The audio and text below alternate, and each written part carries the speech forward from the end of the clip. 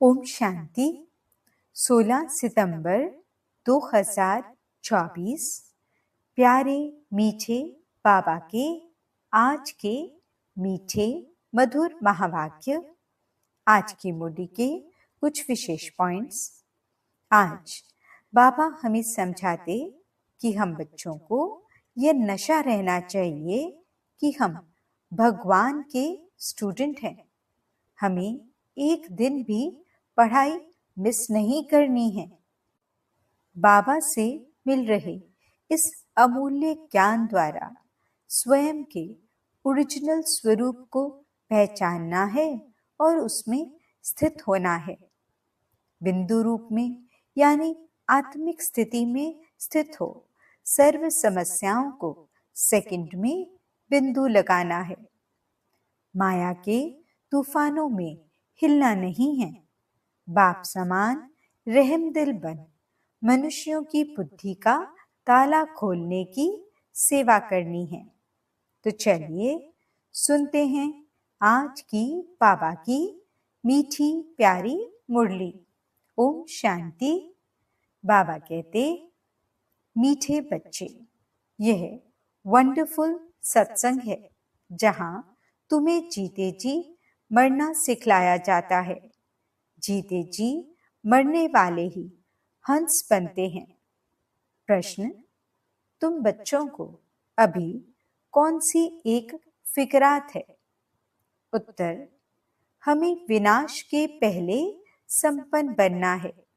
जो बच्चे ज्ञान और योग में मजबूत होते जाते हैं उन्हें मनुष्य को देवता बनाने की हॉबी होती जाती है। वह सर्विस के बिना रह नहीं सकते हैं। जिनकी तरह भागते रहेंगे। सर्विस के साथ साथ स्वयं को भी संपन्न बनाने की चिंता होगी। ओम शांति। रूहानी बाप बैठ रूहानी बच्चों को समझाते हैं। रूह अब साकार में है और फिर प्रजापिता ब्रह्मा की संतान है, क्योंकि एडॉप्ट किए हुए हैं। तुम्हारे लिए सब कहते हैं यह भाई बहन बनाती हैं। बच्चों को बाप ने समझाया है, असल में तुम आत्माएं भाई भाई हो। अब नई सृष्टि होती है तो पहले पहले ब्राह्मण चोटी चाहिए। तुम शूद्र थे, अभी ट्रांसफर हुए हो। ब्राह्मण भी तो चाहिए जरूर। प्रजापिता ब्रह्मा का नाम तो बाला है। इस हिसाब से तुम समझते हो हम सब बच्चे भाई बहन ठहरे। जो भी अपने को ब्रह्मा कुमार कुमारी कहलाते हैं वे जरूर भाई बहन ठहरे। सभी प्रजापिता ब्रह्मा की संतान हैं तो भाई बहन जरूर होना चाहिए। यह समझाना है बेसमझों को। बेसमझ भी हैं और फिर ब्लाइंड फेथ भी है। जिनकी पूजा करते हैं, फेथ रखते हैं, ये फलाना है, परंतु उसे जानते कुछ भी नहीं। लक्ष्मी नारायण की पूजा करते हैं, परंतु वे कब आए, कैसे बने, फिर कहाँ गए, कोई भी नहीं जानते। कोई भी मनुष्य नेहरू आदि को जानते हैं तो उन्हों की हिस्ट्री ज्योग्राफी का भी सब पता है। अगर बायोग्राफी को नहीं जानते तो वे क्या काम का। पूजा करते हैं परंतु उनकी जीवन कहानी को नहीं जानते। मनुष्यों की जीवन कहानी को तो जानते हैं, परंतु जो बड़े पास्ट हो गए हैं उनकी एक की भी जीवन कहानी को नहीं जानते।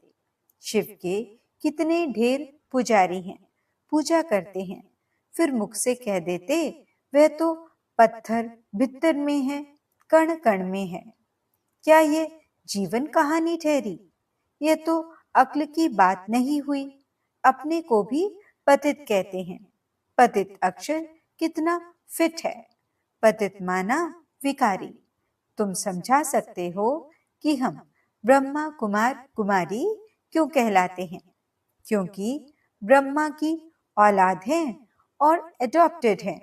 हम कुख वंशावली नहीं, मुख वंशावली हैं। ब्राह्मण ब्राह्मणियां तो भाई बहन ठहरे ना, तो उनकी आपस में क्रिमिनल आय हो न सके। खराब ख्यालात मुख्य हैं ही काम के।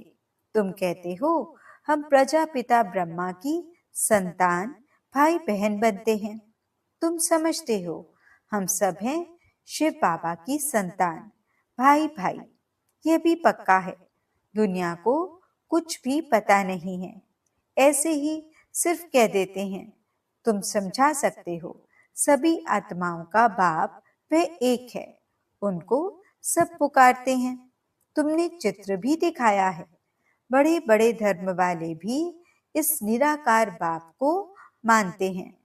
वह है निराकार आत्माओं का बाप।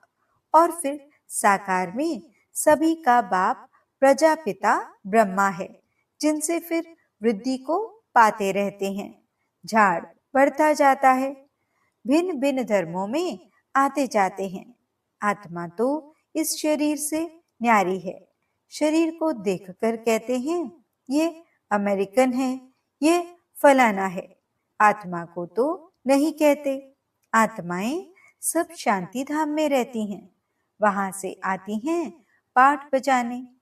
तुम कोई भी धर्म वाले को सुनाओ, पुनर्जन्म तो सब लेते हैं और ऊपर से भी नई आत्माएं आती रहती हैं। तो बाप समझाते हैं तुम भी मनुष्य हो, मनुष्य को ही तो सृष्टि के आदि मध्य अंत का मालूम होना चाहिए कि ये सृष्टि चक्र कैसे घूमता है, इनका रचयिता कौन है, कितना समय इनके फिरने में लगता है। ये तुम ही जानते हो, देवताएं तो नहीं जानते हैं। मनुष्य ही जानकर फिर देवता बनते हैं। मनुष्य को देवता बनाने वाला है बाप। बाप अपना और रचना का भी परिचय देते हैं। तुम जानते हो हम बीज रूप बाप के बीज रूप बच्चे हैं। जैसे बाप इस उल्टे वृक्ष को जानते हैं, वैसे हम भी जान गए हैं। मनुष्य मनुष्य को कभी यह समझा न सके, परंतु तुमको बाप ने समझाया है। जब तक तुम ब्रह्मा के बच्चे नहीं बने हो, तब तक यहाँ आ नहीं सकते। जब तक पूरा कोर्स लेकर समझते नहीं हैं, तब तक तुम ब्राह्मणों की सभा में बैठा कैसे सकते। इसको इंद्र सभा भी कहते हैं। इंद्र कोई वे पानी की बरसात नहीं बरसाते हैं, इंद्र सभा कहा जाता है। परियां भी तुमको बनना है। अनेक प्रकार की परियां गाई हुई हैं। कोई बच्चे अच्छे शोभावान होते हैं तो कहते हैं ना, ये तो जैसे परी है। पाउडर आदि लगाकर सुंदर बन जाते हैं। सतयुग में तुम बनते हो परियां, परिजादे। अभी तुम ज्ञान सागर में ज्ञान स्नान करने से परियां यानी देवी देवता बन जाते हो। तुम जानते हो हम क्या से क्या बन रहे हैं। जो सदा प्योर बाप है, सदा खूबसूरत है, वह मुसाफिर तुमको ऐसा बनाने के लिए सांवरे तन में प्रवेश करते हैं। अब गोरा कौन बनावे? बाबा को बनाना पड़े ना। सृष्टि का चक्र तो फिरना है। अब तुमको गोरा बनना है। पढ़ाने वाला ज्ञान सागर एक ही बाप है। ज्ञान का सागर प्रेम का सागर है। उस बाप की जो महिमा गाई जाती है, वह लौकिक बाप की थोड़े ही हो सकती है। बेहद के बाप की ही महिमा है। उनको ही सब पुकारते हैं कि हमको ऐसी महिमा वाला आकर बनाओ। अभी तुम बन रहे हो ना, नंबरवार पुरुषार्थ अनुसार। पढ़ाई में सब एक रस नहीं होते हैं, रात दिन का फर्क रहता है ना। तुम्हारे पास भी बहुत आएंगे। ब्राह्मण जरूर बनना है। फिर कोई अच्छी रीति पढ़ते हैं, कोई कम। जो पढ़ाई में सबसे अच्छा होगा तो दूसरों को भी पढ़ा सकेंगे। तुम समझ सकते हो इतने कॉलेज निकलते रहते हैं। बाबा भी कहते हैं कॉलेज ऐसा बनाओ जो कोई भी समझ सके कि इस कॉलेज में रचता और रचना के आदि मध्य अंत का नॉलेज मिलता है। बाप भारत में ही आते हैं तो भारत में ही कॉलेज खुलते रहते हैं। आगे चल विदेश में भी खुलते जाएंगे। बहुत कॉलेज यूनिवर्सिटीज चाहिए ना, जहां बहुत आकर पढ़ेंगे। फिर जब पढ़ाई पूरी होगी तो देवी देवता धर्म में सब ट्रांसफर हो जाएंगे, अर्थात मनुष्य से देवता बन जाएंगे। तुम मनुष्य से देवता बनते हो ना। गायन भी है मनुष्य से देवता किए। यहाँ यह है मनुष्यों की दुनिया, वह है देवताओं की दुनिया। देवताओं और मनुष्यों में रात दिन का फर्क है। दिन में है देवताएं, रात में है मनुष्य। सब भक्त ही भक्त हैं, पुजारी हैं। अभी तुम पुजारी से पूज्य बनते हो। सतयुग में शास्त्र भक्ति आदि का नाम नहीं होता है। वहां हैं सब देवता, मनुष्य होते हैं भक्त। मनुष्य ही फिर देवता बनते हैं। वह है दैवी दुनिया। इसको कहा जाता है आसुरी दुनिया। राम राज्य और रावण राज्य। आगे तुम्हारी बुद्धि में ये थोड़े ही था कि रावण राज्य किसको कहा जाता है। रावण कब आया कुछ भी पता नहीं था। कहते हैं लंका समुद्र में डूब गई। ऐसे ही फिर द्वारिका के लिए भी कहते हैं। अभी तुम जानते हो ये सारी लंका डूबने की है। सारी दुनिया भी बेहद की लंका है। ये सब डूब जाएगी, पानी आ जाएगा। बाकी स्वर्ग कोई डूबता थोड़े ही है। कितना अथाह धन था। बाप ने समझाया है। एक ही सोमनाथ मंदिर को मुसलमानों ने कितना लूटा। अभी देखो कुछ नहीं रहा है। भारत में कितना अथाह धन था। भारत को ही स्वर्ग कहा जाता है।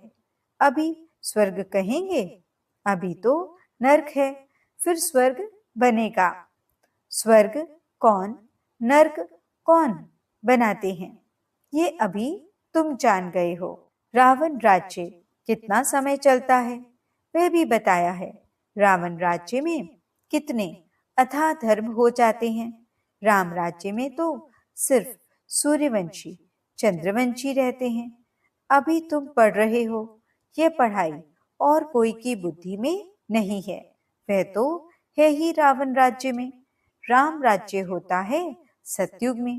बाप कहते हैं हम तुमको लायक बनाते हैं, फिर तुम न लायक बन जाते हो। न लायक क्यों कहते हैं? क्योंकि पतित बन जाते हो। देवताओं के लायकी की महिमा और अपनी न लायकी की महिमा गाते हैं। बाप समझाते हैं तुम जब पूज्य थे तो नई दुनिया थी। बहुत थोड़े मनुष्य थे। सारे विश्व के तुम ही मालिक थे। अभी तुमको खुशी बहुत होनी चाहिए। भाई बहन तो बनते हो ना। वह कहते ये घर फिटाते हैं।